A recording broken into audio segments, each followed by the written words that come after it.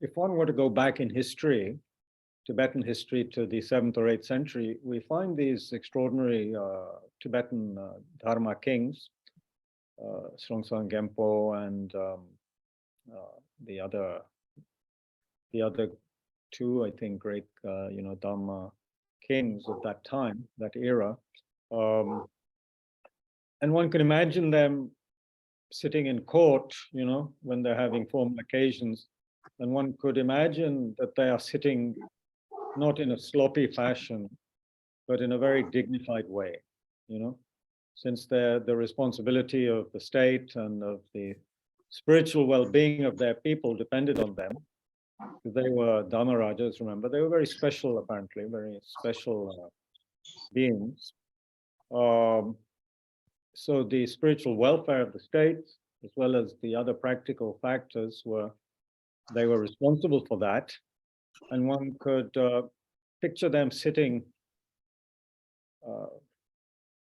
in their darbar, in their court, in a very regal fashion, very upright, very dignified, with a sense of tremendous openness and willingness to communicate with their subjects, with the citizens, to hear their problems, and also to deal quite firmly, although with kindness, but firmly with misbehavior.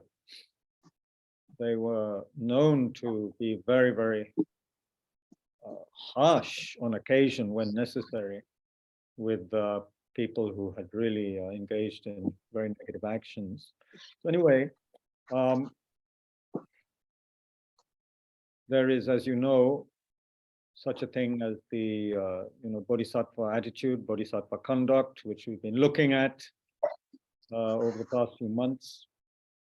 And whether or not we have taken Bodhisattva vows, there is that sense that one has a responsibility not only for one's own conduct and welfare, but for the welfare of other people, right? So anyway, when we sit, we remember these things. We sit upright, dignified, open to others, open to the sadness and suffering of the world. One cannot be called a spiritual warrior if one is not open to the sadness and suffering of the world. One cannot be cut off, pretending it's not there. That would not be in resonance, would not be resonating with reality, and would also, of course, not be a kind attitude at all. So there are many references in the Mahayana Dharma to the danger of becoming too quiet, too cut off, too detached.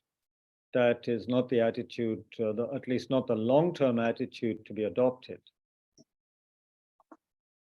since it's not going to be of much benefit to society, the larger society of living beings. We remember this as we sit at the beginning.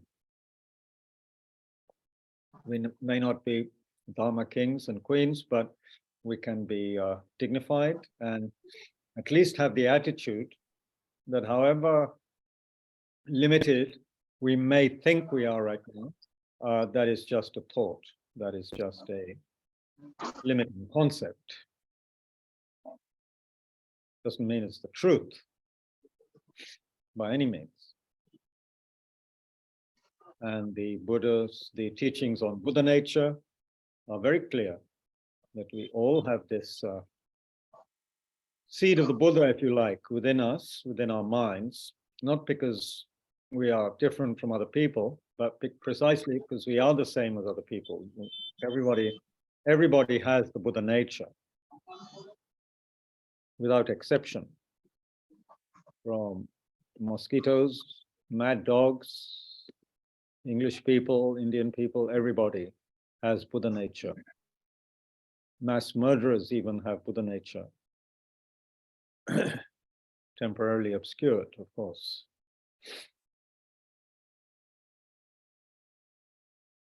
So I'd like to read something as we sit quietly, and then we'll have our 10-minute awareness practice, awareness of breath.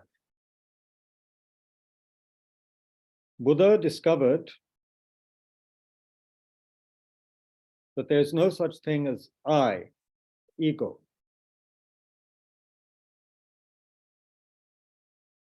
Buddha discovered, we might say, developed a revolutionary attitude.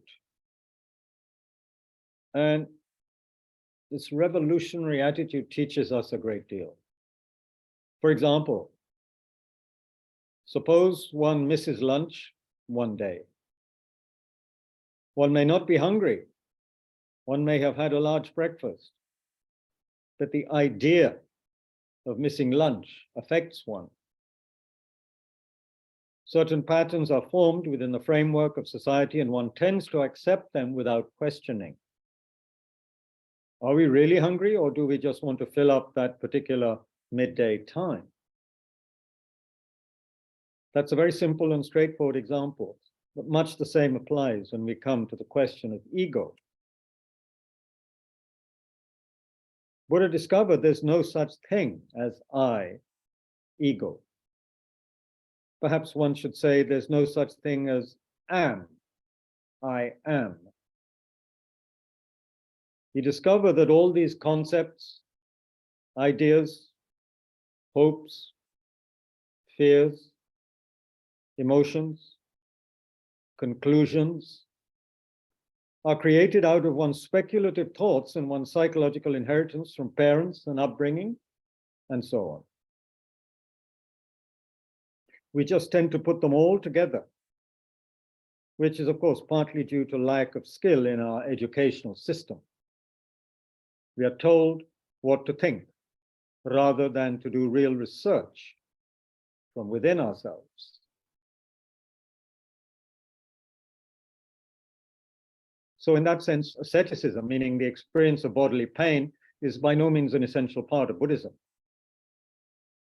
What is important is to get beyond the pattern of mental concepts which we have formed. That doesn't mean we have to create a new pattern or try to be particularly unconventional and always go without lunch or whatever have you. We don't have to turn everything upside down in our pattern of behavior and in the way we present ourselves to other people. That, again, would not particularly solve the problem. The only way to solve the problem is by examining it thoroughly. From this point of view, we have a certain desire, or not even as strong as desire, more a feeling of wanting to conform to something. And one does not even think about it, one is just led to it. So it's necessary to introduce the idea of mindfulness. Then we can examine ourselves each time and go beyond mere opinions and so-called common sense conclusions. One must learn to be a skillful scientist and not accept anything at all. Everything must be seen through one's own microscope, and one has to reach one's own conclusion in one's own way. Until we do that, there is no savior, no guru, no blessings, and no guidance which could be of any help.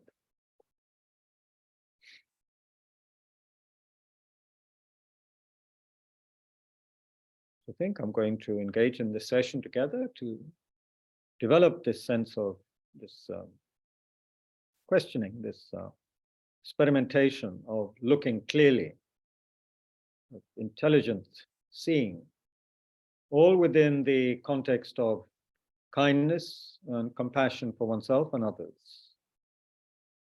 Realizing that the path of non-awareness and of irritation and anger is destroying us and destroying our world.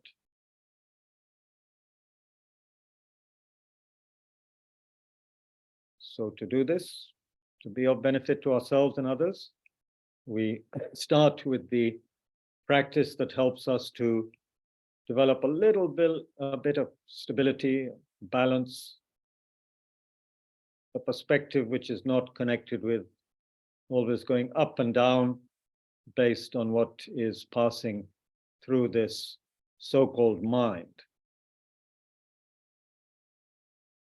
And we have a kind of an anchor, which is the breath, but we do not focus 100% strenuously on the breath. There is a sense of openness as well in the practice. So we're not trying to become zombies, but there is a sense of being connected to breath and benefiting from the calm and tranquility that comes from that.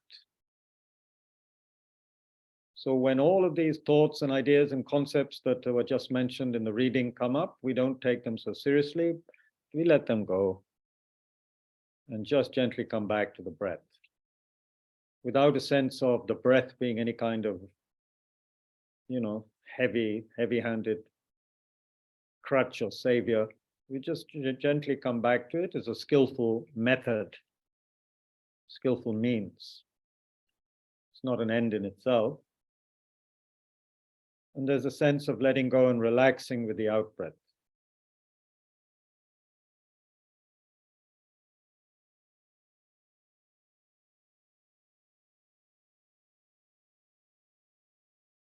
So let's sit quietly together for a while.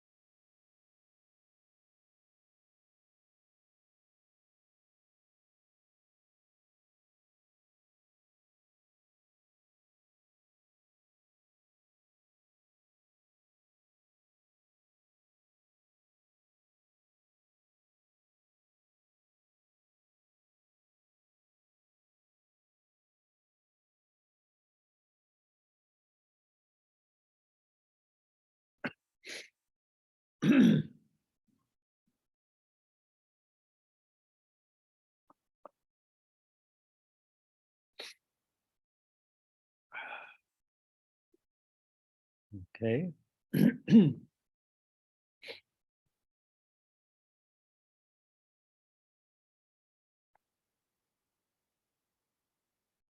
So we'll continue with chapter 8 from Shantideva.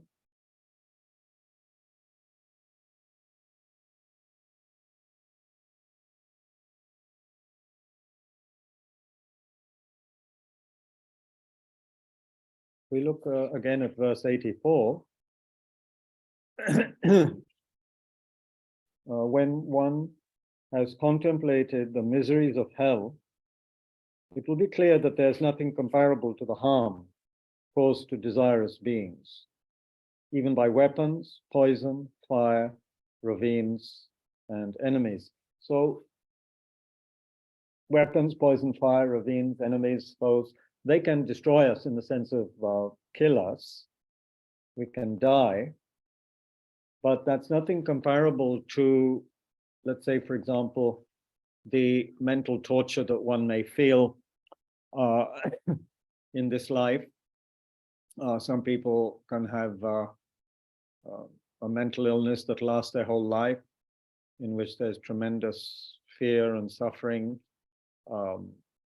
of the most dreadful kind, which goes on and on and on, and they are put in psychiatric institutions, some of them, where, of course, again, some of them are not treated very well at all, or given the inadequate or wrong kind of medication, or none at all. There are cases in India where people are found just chained up in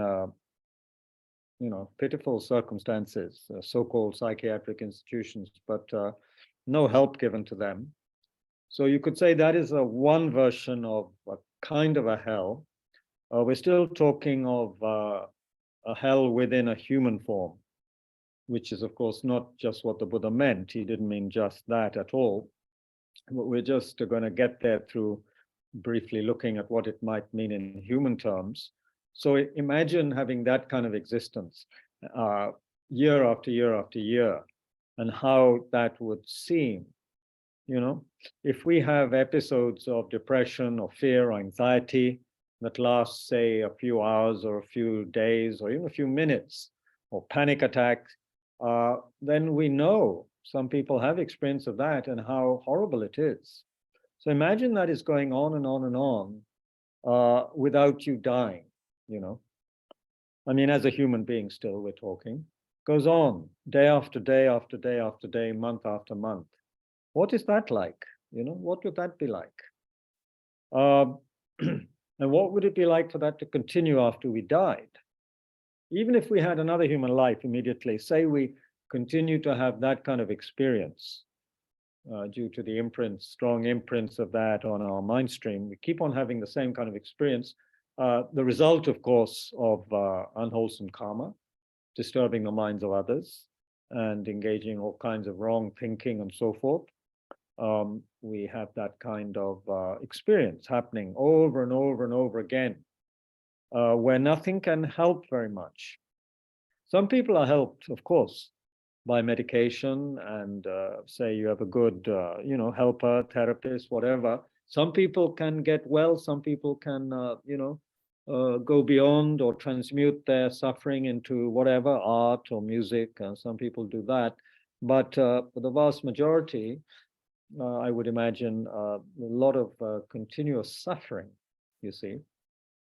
So this is all caused by some kind of desire or other, and often the thwarting of that desire, which then leads to anger and harming sentient beings. And of course, even if the anger doesn't arise, there's still a lot of suffering we perpetrate on others through desire, wanting. And actually, it's always mixed slightly, of course, with ignorance. And I would imagine a lot of our desire is also based on a kind of aggression. Wanting is a kind of aggression, would you say? We could discuss this later. Is wanting a kind of aggression. If you look at it in terms of how it looks in comparison with a calm, clear, tranquil mind, then this wanting mind, is it a kind of aggression against a peaceful, balanced, open state? Yeah.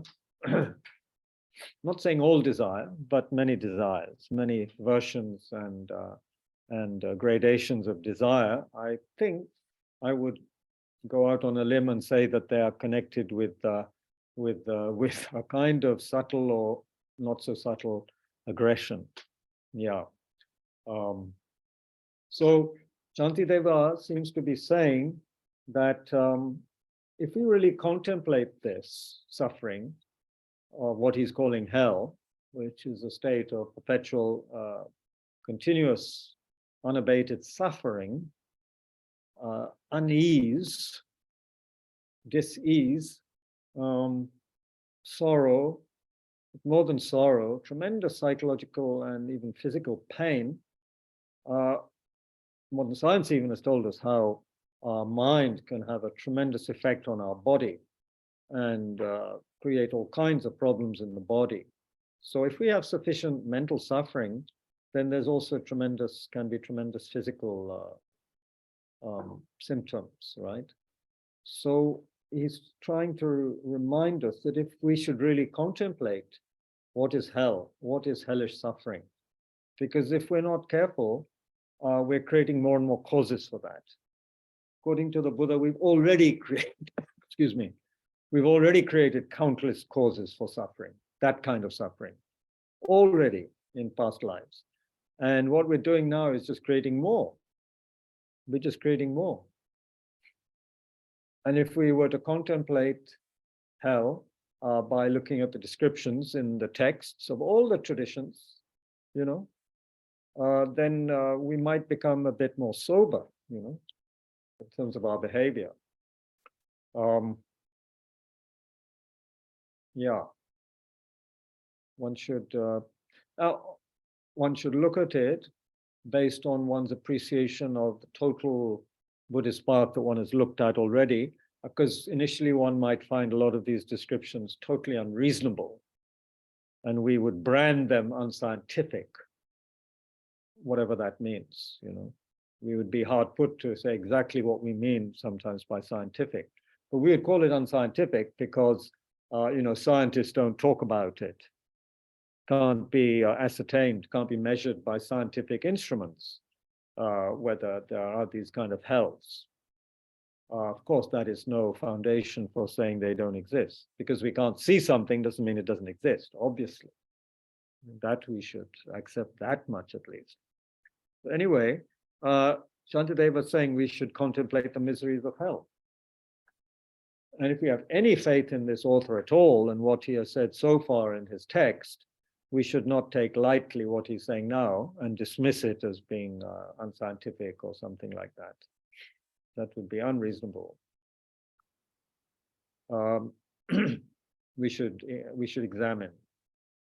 We may not have had much hellish experience in our life, but then we should read very good authors who have created good fiction on this topic, or we can read, of course, also the accounts, psychiatric accounts by, you know, whoever, doctors, psychiatrists, reports of how people, you know, their experience, their behavior. Then we get a sense of how much certain people, human beings, suffer, you know, over long periods of time. Also, sometimes you have experience of people who just have one after the other, they have dreadful things happen to them, one after the other. There's certain people I know, I actually cannot understand or believe what they go through all the time, just one thing after another, you know, circumstances, very painful, suffering circumstances. On and on and on and on it goes. So we should contemplate it, what people suffer, what we suffer, what the Buddha said that beings suffer.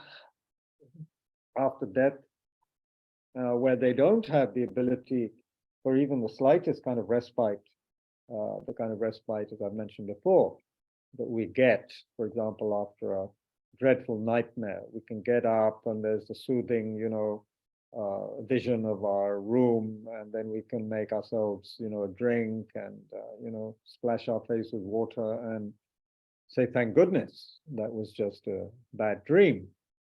But with the hell realm, it's not like that. Or with people, as I've mentioned, who wake up day after day in their institutions or in the bubbles of their disturbed minds, again and again, waking up like that.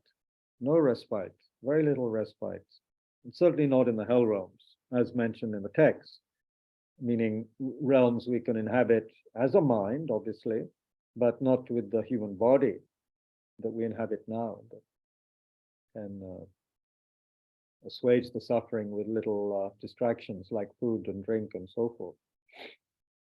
Yeah, so this is very important to contemplate this. Hell realms, suffering. And through doing it properly, I think possibly we would develop much, much more feeling of compassion and sensitivity towards the suffering of other people. We really knew what people went through. Or at least didn't just focus on what we go through. Sometimes we may be very aware of hellish suffering, but then we don't realize that other people go through it as well. It's not just me. So then after that verse, which talks about contemplating suffering, the misery of hell, which is the worst kind of suffering, of course, the worst kind of suffering, then Shantideva changes tack and talks about having in this way developed disillusionment with desire, I should generate joy for solitude. The fortunate ones stroll in peaceful forests, devoid of disputes and disturbing conceptions. Let's hope there are some peaceful forests left to walk in, because as you know, there are some people hell-bent on chopping them all down. And the person who won the election in Brazil recently, who's pledged to save the forest, there was an attempt yesterday to topple his government, an armed attack on the presidential palace in Brasilia, much in the style of the attack on the Capitol in the US last year, whenever it was.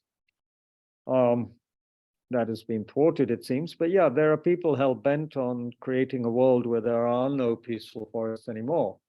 And maybe they expect all of us to just enjoy a peaceful virtual reality with strange kind of contraptions on our heads. So Shantideva is saying what all the great spiritual leaders of all time have said or done, and what all of the serious practitioners throughout history have done, which is to spend some time in solitude, whether it's the desert fathers, or whether it's Himalayan yogis, or whether it's, Christian mystics in their cells, Carmelite nuns in long-term retreat in their very strict nunneries. There are many ways that people have decided to take the inward path and come to terms, come closer to their understanding of ultimate truth and ultimate solace and peace. So whether one is getting closer to emptiness or closer to God, or whatever, for that one needs a sense of solitude.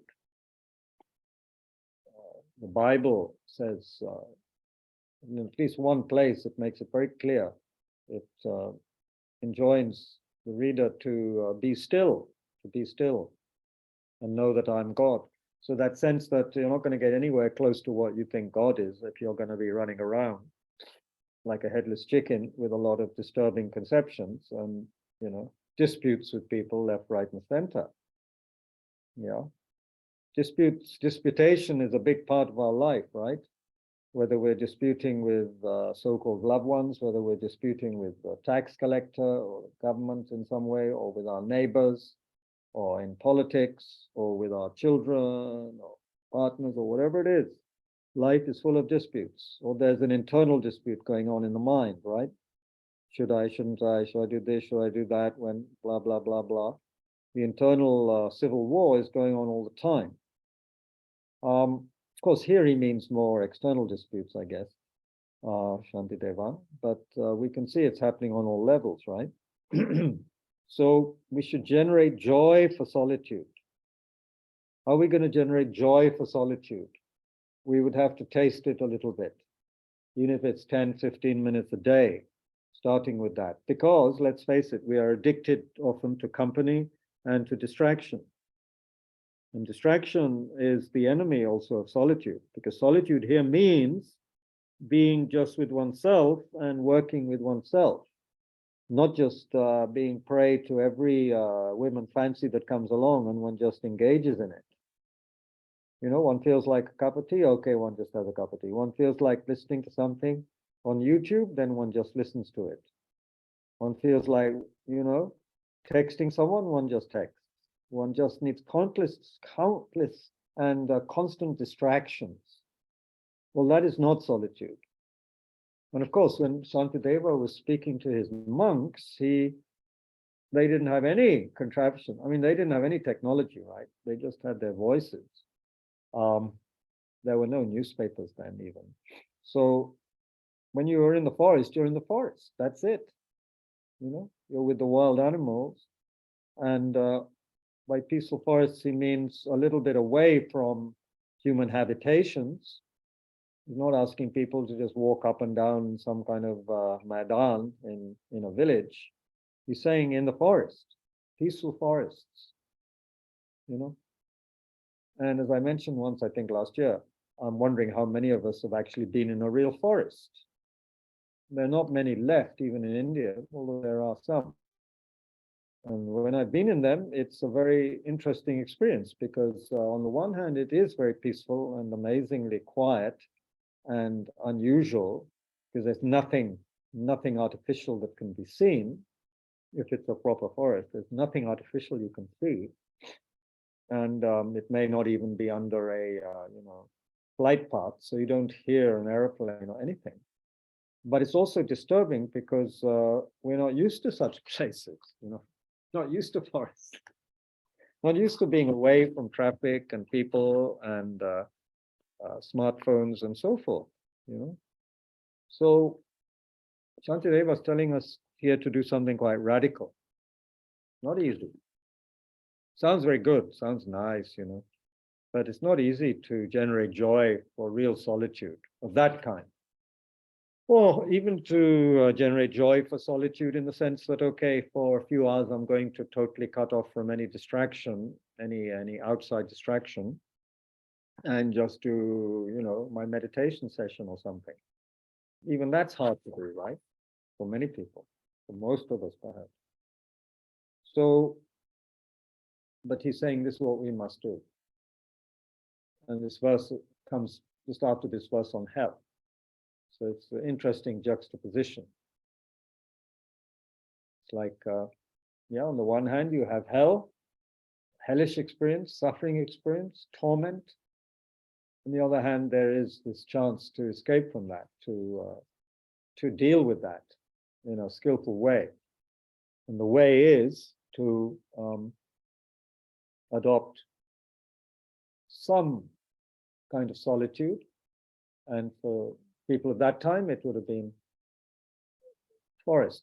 Even the cells of Nalanda, which is where the listeners, Shantideva's listeners were inhabiting, even that would not be solitary enough because many of the monks would be sharing with other monks in the cell. And of course, they would be part of a community where there's community living, eating, and so forth, teachings. So that is not solitary enough for the purpose Shantideva has in mind. Yeah. How do they live? They live in joyful houses of vast flat stones, cooled by the sandal-scented moonlight, fanned by the peaceful, silent forest breeze. thinking of what is of benefit for others. It's like he's he's like he's a good what is it, PR person for the path. It's a good advertisement. He's laying it on quite heavily. Yeah, what we call him? We call him what would you call him? What would you call Shantideva here? He's peddling the path, right? In a very huh? Oh, of course, poetic way. But what would we call such a person who does this? Apologist? Is apologist the right word? Anyway, he's doing huh? Insightful. What he? Insightful. Yeah, he's being, of course, he's insightful, but what is he doing here? He's being like what do we call people who advertise, who are involved in advertising? Advertising agents. Promoting. It's an American expression. Promoting. Like Donald Trump is always promoting. No, but I don't think we should equate Shantideva with Donald Trump, Bob. Anyway, he's giving a good PR talk, right? PR, is it PR? Yeah, PR talk. Yeah, he's like a recruiting agent. He's like, not your country needs you with a finger pointing at you, like those posters, but it's like you need the dharma. You need to avoid hell. This is what you need to do. You need to do this if you are going to get your life in order and have a decent chance of avoiding tremendous suffering. And of course, you don't just go in the forest to enjoy, it is not an advertisement for Chhattisgarh or some other place, because Chhattisgarh is not quite the place for silent forest right now. I was at a candlelight vigil yesterday with Christian people outside the cathedral in Golda Khana in Delhi, because they are very upset at what's been happening in Chhattisgarh, the attacks on churches and so forth. But anyway, if you take some other place, some other forest, not just we go there because we're having a holiday, we go there to think of what is of benefit for others. And by implication, what is of benefit for ourselves. Because if we think of what is of benefit for others, we are automatically benefiting ourselves. This seems to be a truth. You care for others, then you're taking care of your own mind. Wonderful. 2 for the price of 1. Okay, so thinking of what is benefit for others, what is of benefit for others is enlightenment, is nirvana, is freedom from the disturbing emotions. So that's what one is thinking about. And of course, in the context of this text, one is also emphasizing bodhichitta. How can I help others to attain their potential? How can I help others to uncover their Buddha nature? That's my job. And to do that, I have to have some trust in myself, in one's own Buddha nature, and reveal that, isn't it? How do they live? They dwell for as long as they wish in empty houses, at the feet of trees and in caves, having abandoned the pain of clinging to and guarding possessions. They abide independent, free of care. Independent in the best way. We're not talking of independent from others or cutting off from others, but they are independent of what most of us are not independent of. What are we chained by? We are chained by, of course, laws of a country, which is quite good usually to have some laws, but we are chained by many things like family ties, houses, property. We are chained by, of course, the expectations of others, very much so. And if you're a very young person who's not yet able to live their own life, earn their own living, then we are very much chained by what our parents want for us, maybe, or yeah. If we look at, it's very much something that's, I think, very pertinent right now. I've been following, for whatever reason, the trials and tribulations of the British royal family, and especially what has happened recently with Harry and Meghan and his interview and all that happened on Sunday, all of that. And it's very clear how difficult it is to be a member of, royalty, of a royal family, of any family, but especially royal family. You have so many responsibilities and so much, you're the object of a very, very callous and aggressive media, and in England, the tabloid press is it's called the gutter press because it really does inhabit the gutter sometimes, the way it deals with people and so forth. So they are not independent. They may be very rich. They may go around, with crowns on their heads and so forth, but their lives are not independent. They're not independent at all. They are not independent, free of care, as Shantideva says, last line of verse 87. They're totally full of dependence on others, dependent on what they're expected to do, dependent. Each of the royal family main members have their own private office. So they're totally dependent also on what their private offices advise them to do or not to do. And it's not as though those people are, saints or enlightened people. So there's all sorts of constraints. I'm just taking one example, the royal family. But any family, and of course some families are much more dysfunctional than others, and so they put tremendous pressure, some families, on their members, not just the children, but on each other, everyone, So we're not independent of that. We're not independent of our ideologies, of our political affiliations, of what we have read, of what we think about ourselves. All of this creates a dependency, creates a conditioning, doesn't it? Deserts and forests have this capacity to open up the mind. I've spent a few nights in a desert also, in the Negev in southern Israel. It's an extraordinary experience being in the desert. There is absolutely nothing to confirm one's existence in the normal way around you. It's just sand, It's very powerful. So one can begin to, of course, one still has one's mind with one, obviously, but it does help in creating a sense of vastness and awe and wonder, which and solitariness, solitude, which is very useful and scary as well. So free of care. How many of us are free of care?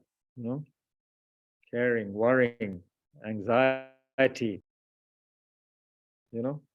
So this is very amazing what he's saying, Abiding independent, free of care. Living as they choose, desireless, having no ties with anyone.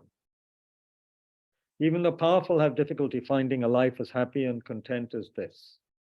And yesterday we mentioned, or did we? Was it yesterday? The story of Buddha was so happy was able to give up his governorship, become a monk, and meditate with this Sangha in the bamboo grove in Rajgir. So happy.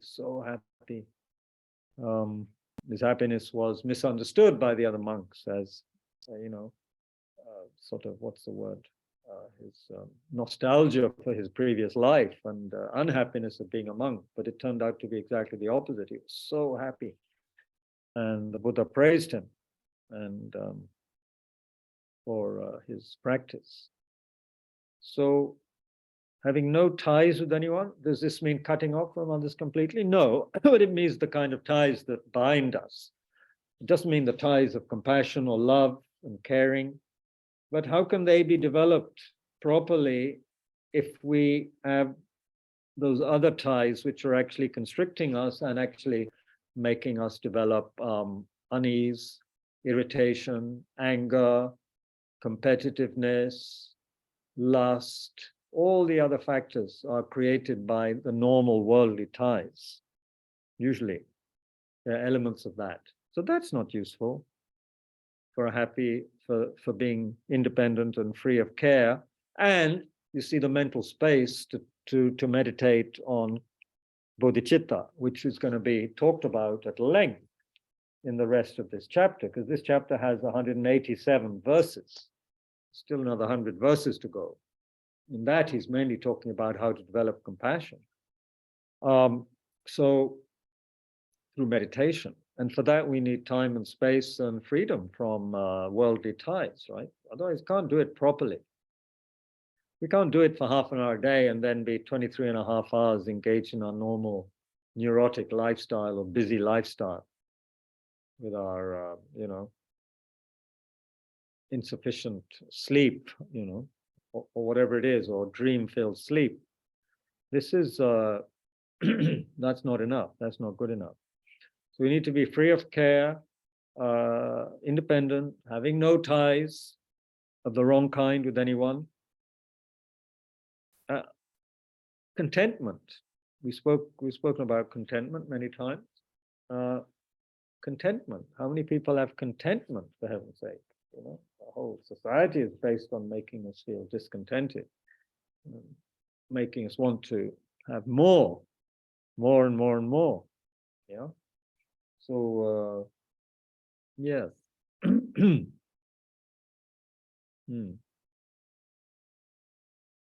Having in such ways as these, here, this is why he's been talking about all of this. Verse 89.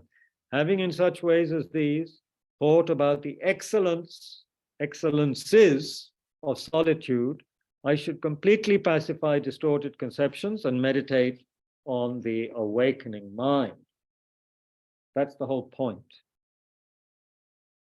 To meditate on the awakening mind. Pacify the klesh, the disturbing conceptions.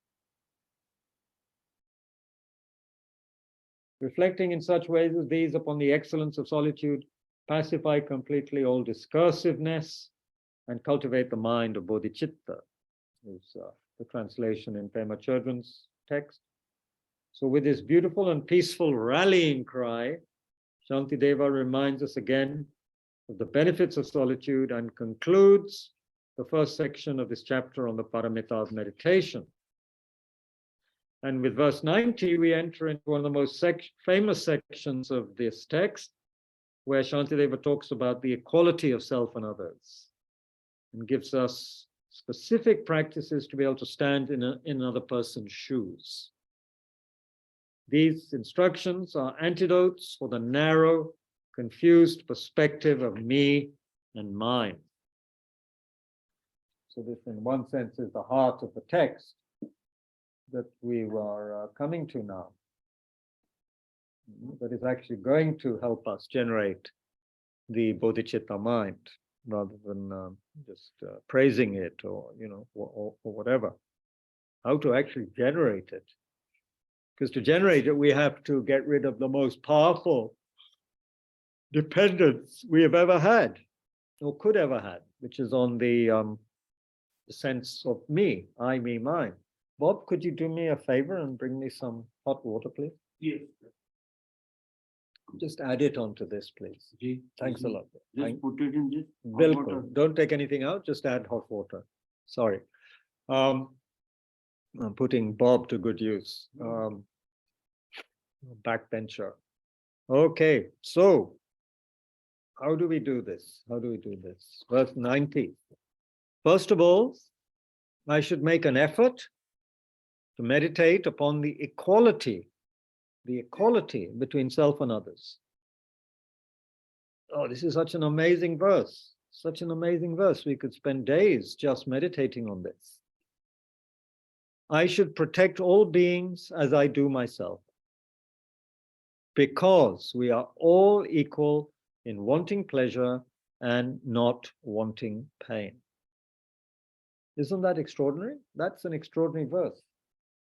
And people hardly ever mention it. I mentioned it last night at this vigil with the Christian people and others. Because I thought, no, never on a book. No, thank you. Especially a Dharma book. Okay, sorry, I'm talking to Bob. First of all, I should make an effort to meditate upon the equality between self and others. I should protect all beings as I do myself, because we are all equal in wanting pleasure and not wanting pain. You know, people speak about equality, fraternity. What's the third one? Liberty. Liberty, equality, fraternity. And it's all nonsense, the way we, deal with that, the way we work that out in our lives. It just doesn't work, you know. But here, it's just the most powerful thing that we could actually use as a foundation, because we have to go back again and again to what I want. And what I want is pleasure, and I don't want suffering. And that's what everybody wants. Everybody in some way or another, however disturbed they may be, and however, strange their ways are of attaining happiness and avoiding suffering, it is what they want. Not wanting pain, wanting pleasure. For some, pleasure, is to do various things like collect stamps or go on long cruises or to do whatever they do. For others, it may be shamatha meditation. For some people, it's rock and roll, but everybody wants pleasure. Everybody wants happiness, right?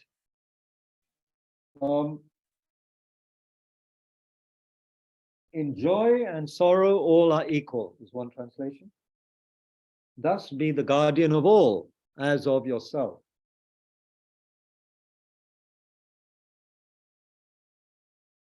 So we're keeping on a practical level. We're not talking about emptiness of the self and how all of our pleasures and so forth, pleasure is just eight worldly dharma and so forth.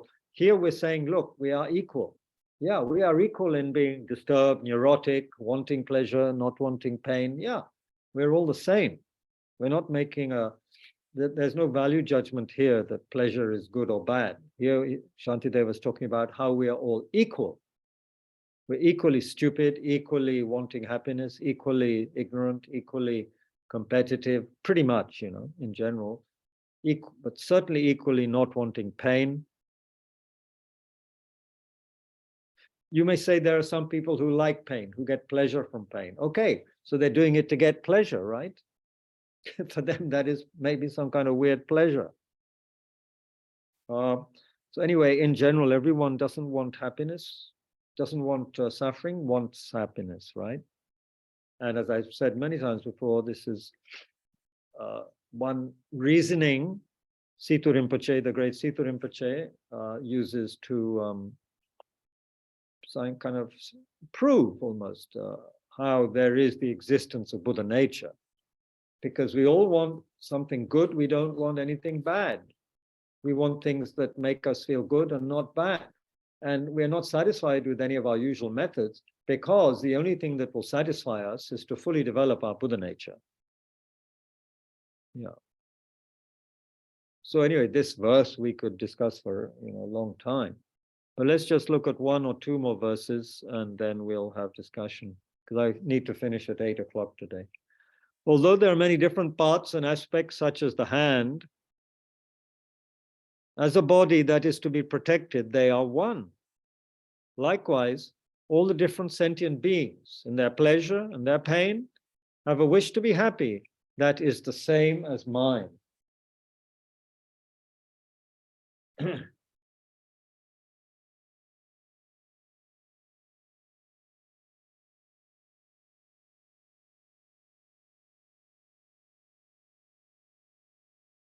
The hand and other limbs are many and distinct,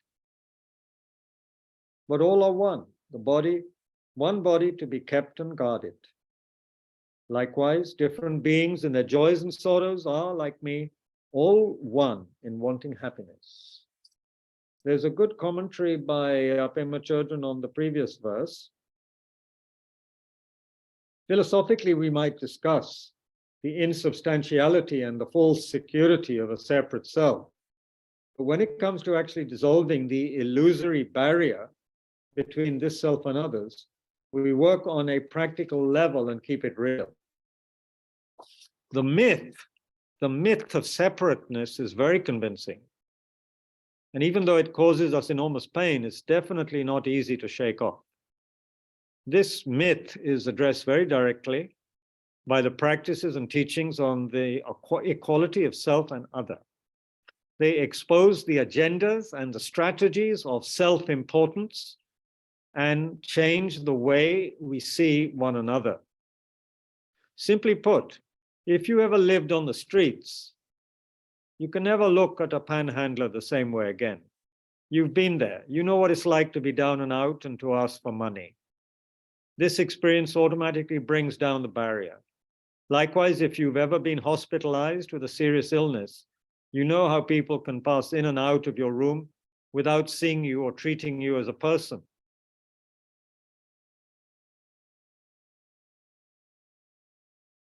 In the movie Wit, which I've never heard of, Wit, the dying heroine is seen vomiting into a basin, while a staff person asks her, "How are we feeling today?"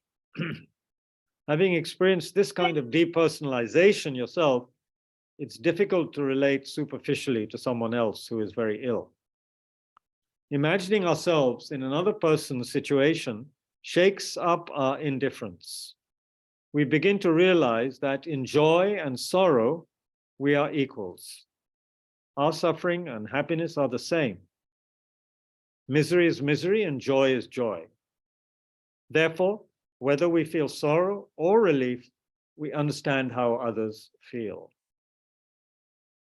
So understanding the equality of our joys and sorrows widens our perspective. Somehow, staying caught in the web of self-centered thinking is not as easy as before. Okay, let's have some discussion now. At this very critical juncture, we can pause because the rest of this chapter is going to be, quite, very intense in a sense. Let me unmute.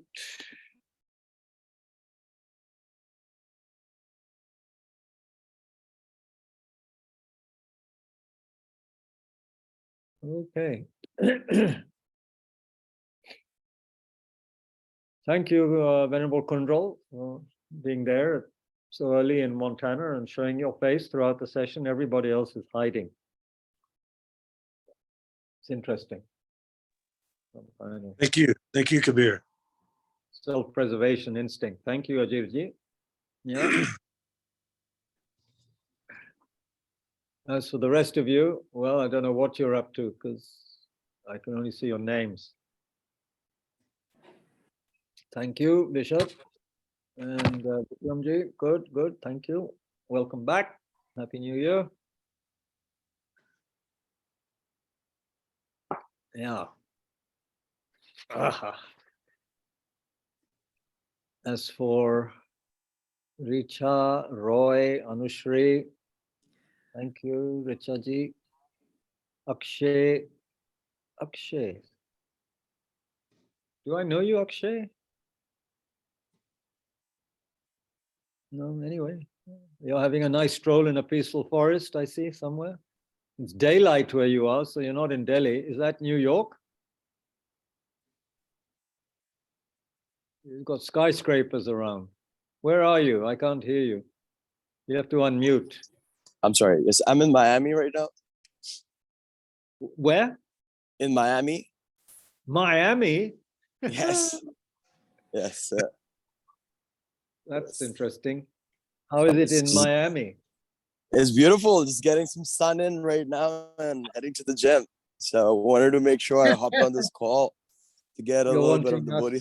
You're wanting us to feel envious, are you? You're Hey, I'm not saying that.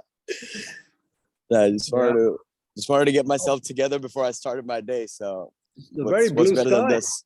Amazing blue sky. Yes. Indeed, Wow. indeed. Yes. Look at that blue, Delhi people. Look at that blue. It's unreal. Yeah, it's pretty gorgeous. It's amazing. Wow. Yes. Well, I hope there's no cyclone coming your way or hurricane or whatever. Things are very, very, very prone. Absolutely. Absolutely. And they're having 5 waves of atmospheric storms in California, I'm told. Not very far from you. Well, I guess it's quite far away. 3,000 miles or something to California. Yeah. Kind of. Oh, A long way. And up Yes, in sir. Montana, do you have blue skies? Venerable Kundrol there is in Montana. You may see him on your screen. I don't know. It's starting. Yes. like- Yes. We've been having clouds. Clouds, Snowy day. yeah? Oh, yeah. Yeah. Wow. So anyway, wherever we are, I guess all of us want to have good weather and want to be warm and happy and looked after and all the rest. And we don't want to suffer.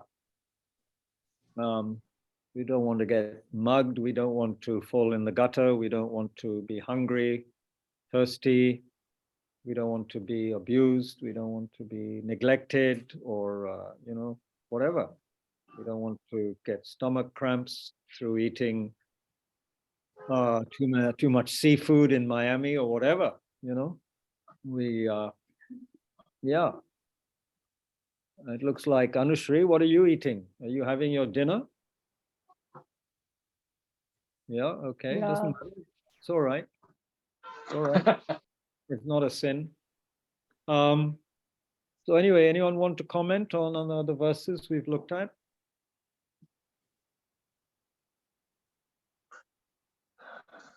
Equanimity, Kabirji, that comes to my mind. Yeah, let's have Kundrol. He was just saying something. Ha, Kundrol. Just Kundrol. Equanimity. Yes. What about it? Just caring for everyone else. As you've been saying, everyone is equal. Try to keep everybody as equal. Right. Yeah. Okay. That's all. Okay. Yeah. That kind of equanimity, as in the immeasurable equanimity. May all sentient beings be parted from aversion and clinging, feeling close to some and distant from others. That one. Yeah. Absolutely. Yeah. May all sentient beings abide in equanimity, free from feeling close to some and distant from others. Yeah. Of course, it doesn't mean we can't be close to people, but we shouldn't be abnormally close, or close in the sense that I'm for these people and against those other people. That creates problems. Of course, we can be close to people, but not, in a way that creates pain. Ajirji, you were saying? yeah, I think if we see this verse 85, which says that having in this way developed disillusionment with desire, I should generate joy for solitude. Right. So the whole question is that in this world, are we really creating disillusionment with the desire? Right.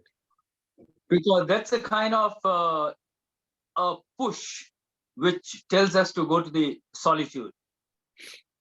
So how do we really see this existence in the samsara? Are we enjoying it, or we find that there's a disillusionment that it is not giving the happiness or the sukha which I really want? Yeah, this is the $64,000 question, as they say in the US. Yeah, Is it absolutely. not 100,000? I think the phrase is 64,000. Maybe it's 84,000 now. I'm not sure. We should say Okay. 84,000, right? To remind us of the 84,000 dharmas. Yeah. Anyway, So this is the question. So the question is that how do we really, when we are relating with the worldly things, how do we see that it is not giving that happiness, but it's becoming the source of the disillusionment? Yes. Perhaps you can answer the question since you've so nobly asked it. जवाब आप दीजिएगा. नहीं, मेरे तो प्रश्न उठा है हाँ. क्योंकि I won't say even the desire, because the desire has the positive side also, I would say the craving. No. You know, so the Okay. desire can be positive, but the craving is always destructive. So I think. So how would do you we- define, sorry, how would you define craving? What's the The, definition of craving? Craving is the attachment, the sensory attachment, and desiring that I should have more and more. The mind gets fixated there. And the desire is even to have to go to the solitude. That desire is the positive.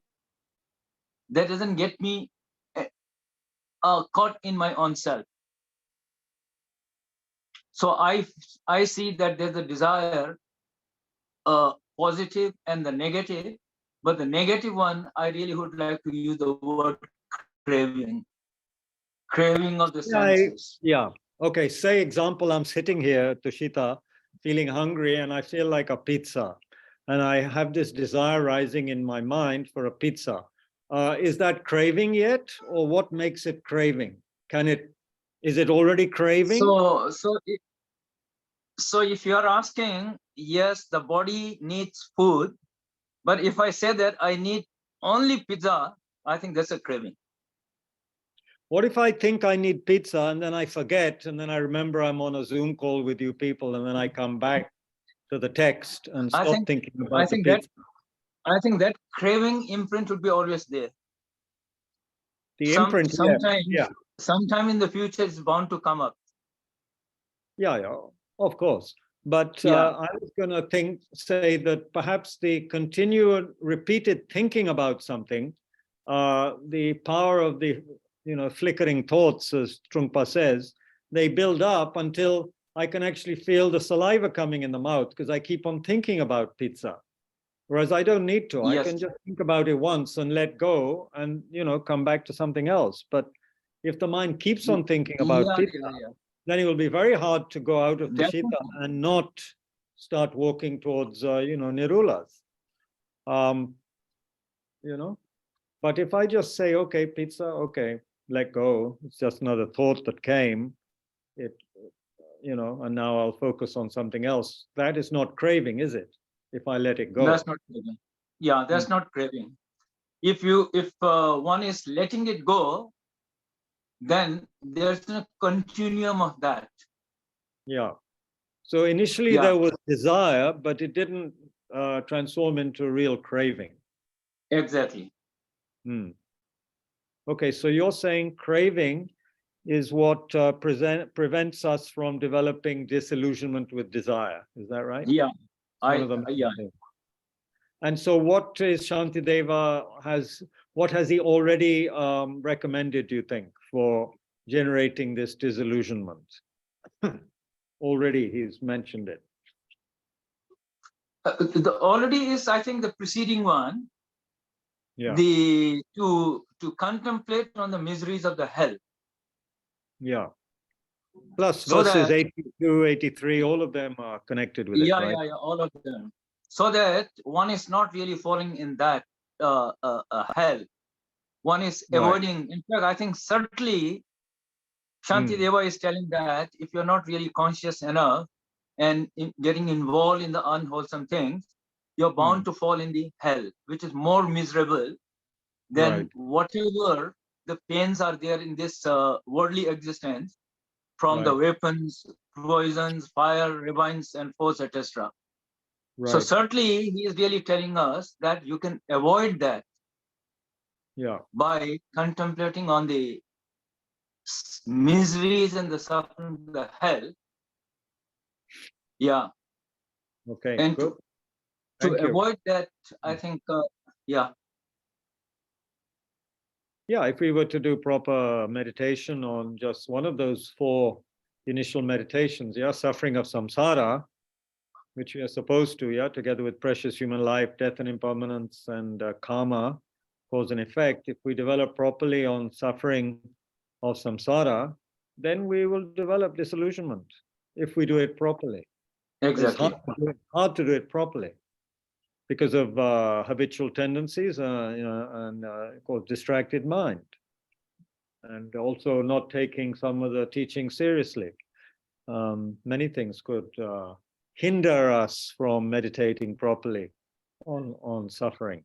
We don't like to be told, about suffering of change, that our pleasures, our normal pleasures, the Buddha would regard as suffering. We don't want to hear that. Mhm.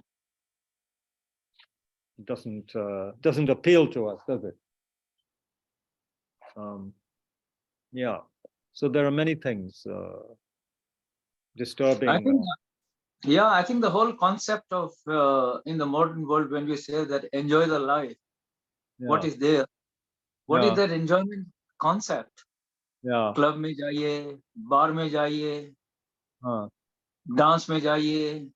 Not the classical type of dance, the modern dance. Right. So I Right. think the whole concept of enjoyment has been brought down to Right. that level, Right. which in fact is like a bat, they say. Yeah. Yeah. Yeah, the worldly pleasures. Yeah. So there's a wonderful movie, according to Anushri, called The Pursuit of Silence, and she's given a link. So Oh, those very who good. can look at that. Yeah. The Pursuit of Silence. Nice title. Yeah. So, okay, we got a couple of minutes left. A last minute something, and then a dedication.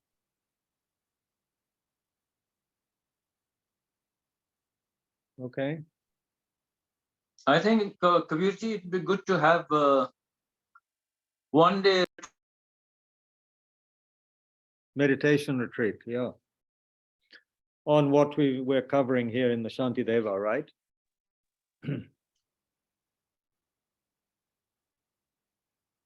Yeah? Is that what you were going to say? Yeah, that's what I was going to say. Sorry, I took the word. Because some other texts like Abhidhamma also said that Mm, one is in the samsara because there's the attachment to the existence, right. attachment of becoming in this Becoming, samsara. So I Yes, think yes. Part of the 12 things. it's very important because that will give a kind of the impulse Yes, yes. to come out of that. Right, that's very difficult. Yeah, yeah. Yeah. Yeah, we need this embodiment. We want to be embodied literally all the time. Yeah. Yeah. Okay, now Anushri is going wild with links here.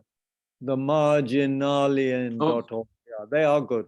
Marginalian.org is excellent. I get them every Wednesday. Very inspiring. This someone called Maria Popova has a very wonderful, whatever. Every Wednesday she sends them. So that's good. Marginalian, meaning she's on the margins somehow, the margins of whatever. Okay. Yeah. So from the blue sky, yeah, Khalil Gibran. Okay, yes. Anushri's on a roll. It's now Khalil Gibran on solitude. Absolutely. So we should, but we can't study all of these. If you want to study them, you should go to Rishi Valley and meet Anushri, and she will. Wow, very good. Initiate us into that. Pradeep ji, you're in tremendous solitude there with your brick wall behind you. Are you okay? No, I'm listening. I know you're listening, but you're not too solitary, I hope. No, I'm not. There are my daughter and wife are in the other room watching Netflix. Okay, so you're not free of the ties. ठीक है, चलेगा अभी फिलहाल. Slowly. One at a time. The suffering of change is what Jirji was saying. I think the suffering of change itself is like the pleasure also we get in suffering of change, we realize, reflecting on it, that it turns into misery very soon. Yes, it doesn't last long usually. Yeah. And then there's always the fear of losing it. the We anxiety. keep on repeating it. Huh? Yeah, yeah. We enjoy, we suffer, but we go back again because it's a bait. As Yeah, that's right. The Buddha likens it to a leprosy patient who gets pleasure from scratching his sores because it gives him Yeah. temporary relief, but it makes the wound worse in the long run. But he likes scratching his sores. It gives temporary pleasure. Yeah, so we have this itch, constant itch, don't we? We keep on scratching it, but then, according to Shantideva, it doesn't lead to any place good. Terrible news, actually, in one way. Terribly bad news. I wonder whether we should end on this note. Send everyone into a depression. So we should remember we have the Buddha nature, and we should dedicate that we understand deeply what Shantideva is saying, and rejoice and also find comfort in the fact that, you know, people like Shantideva were extremely blissful and by all accounts very, you know, what should we say, very confident, blissful beings who had attained very high level of realization. So it seems that meditating on disillusionment with desire is not a bad thing. It's only our ignorance and our habitual patterns which convince us that it's absurd or wrong or anti-life or anti-pleasure or any of these other, you know, concepts that we can arise. But actually, people like that, and I look at my own teachers, and I'm sure some of you have very good examples in your own life of people who have given up ordinary desire, and they're the happiest people on the planet, as far as I can see, quite frankly. And as Lama Zopa Rinpoche says in his book, The Door to Satisfaction, he says in one chapter, less desire means less pain. Less desire, of course, this craving desire is what we mean, not all desires, but less desire means less pain. So, you know, we're on to something useful here. It's not something life denying or anything like that. It's something that's very, it's like deciding not to use the same third grade petrol that we've been using, but putting in first grade petrol. Then we'll have even a, you know, even better ride, you know, even better journeying, because we've taken out the crap and have put in something that is top quality into the engine of our mind, right? That's the thing. Okay, we can dedicate, and of course, thanks to everybody from Delhi to Bangalore and Kerala and Montana and Miami and everywhere, Gurgaon and wherever else we are, Rishi Valley. Thanks everybody, and thanks to people here at Tushita. We can dedicate that all of us generate more and more understanding of what Shantideva is talking about.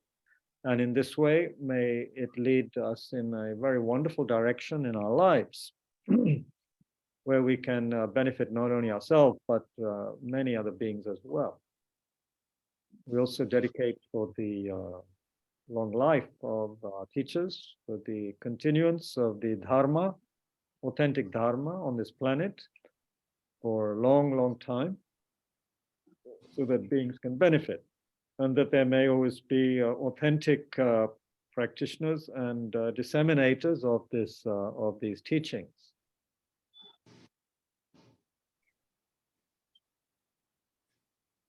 And we dedicate in our daily lives as much as we can to be of benefit to others, humans, animals, whoever needs our help.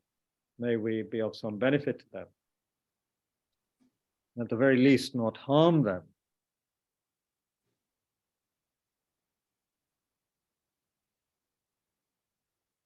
And finally, may the Bodhichitta arise. So we can, those who know, we can recite the two verses, the Bodhichitta verse and the long life verse, short long life verse for His Holiness the Dalai Lama. Jancho Samcho Rinpoche.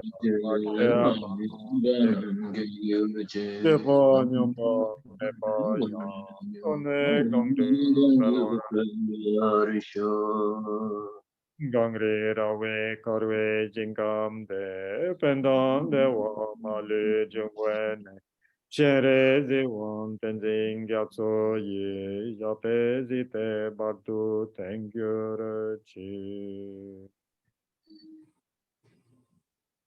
Please pray for long life, Lama Zoparinpoche, our kind guide, teacher, spiritual director. May he have long and healthy life. May Tushita be of more and more benefit to sentient beings in Delhi and elsewhere. And the same for all the other centers throughout the world.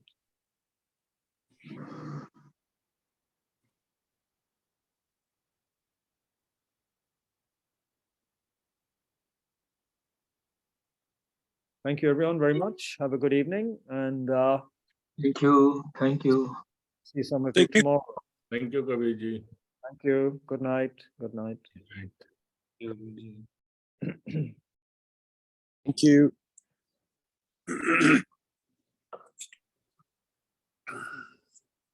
Lottery. Haji, There's 100 in this book.